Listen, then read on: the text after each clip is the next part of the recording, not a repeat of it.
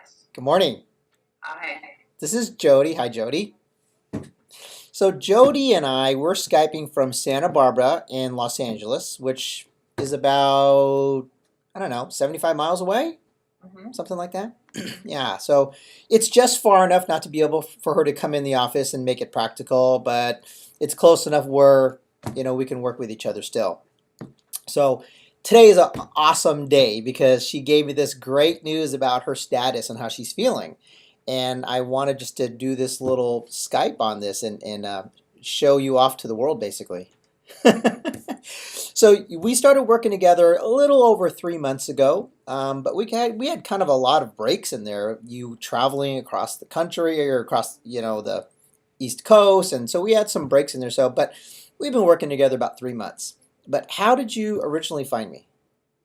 I found you through the book. The thyroid?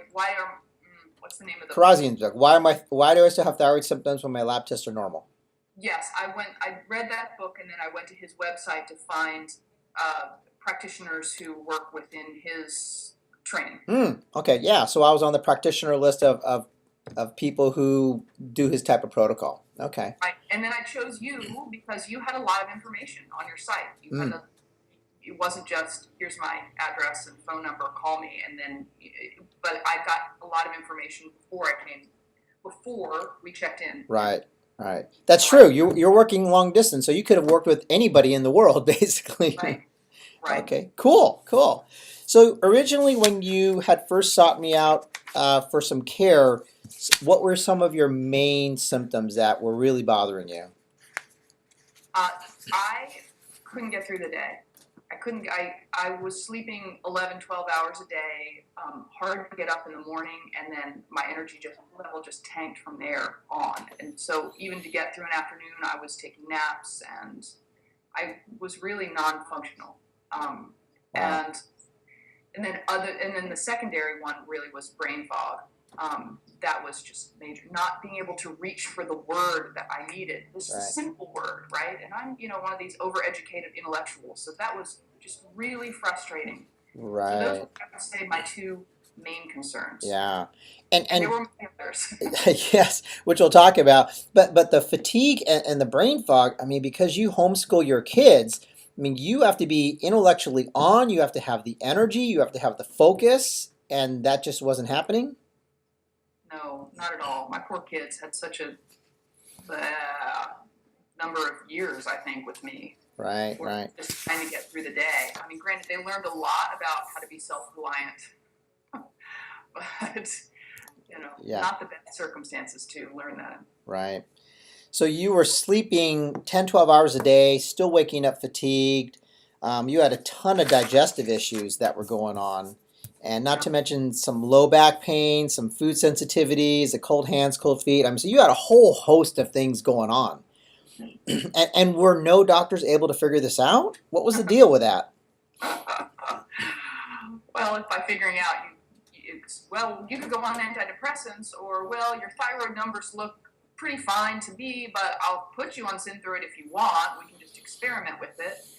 To you're just fine. Come back in a year, we'll check it out again. And of course, you're exhausted. You have 3 kids, and you Oh, homeschool them, and I hate so that. those were the range of answers that I got from a range of doctors. Oh, God. How many doctors had you been through? So that's a nurse practitioner, my GP, a cardiologist, because I was also having a lot of heart racing and heart murmurs, and a hematologist because my red blood cell count and my platelets were really low. So, yes, I think that's everybody. Okay. So here we are, a little over 3 months. How much better do you feel? um, I, I would say at least 85% better. I mean, Wow. I just a massive leap. I feel like I have my life back. Good for you. Good for you. And this was all because they just could not figure out the Hashimoto's mechanisms and how to get it under control.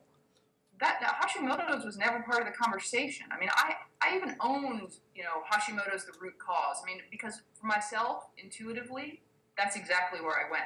I think mean, that was one of the first books that I bought in what has become a huge library in trying to figure out what's going on with me. Right. But even when I said to the doctors, what about Hashimoto's? Can we test for that? Well, you can't, there's nothing you can do. And then even after you then diagnosed, we did the test and you diagnosed Hashimoto's, I went back to the GP and she said, oh, well, there's nothing you can do about that. It's a direct quote. Well, show back up in her office. All right. Well, that's so cool. Good for you. I mean, I'm really happy for you. And I tell you something, you're giving a lot of people who are watching this some hope, saying, my doctor said the same thing. You know, maybe something can be done. So good for you. And we're not done yet. We still got some more improvement to go.